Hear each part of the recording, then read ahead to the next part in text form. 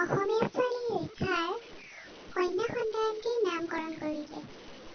তেওঁ কন্যা সন্তানটিৰ নাম ৰাখিলে আৰাধ্যা আৰু ঘৰত তেওঁলোকে মাতিব কুলফী।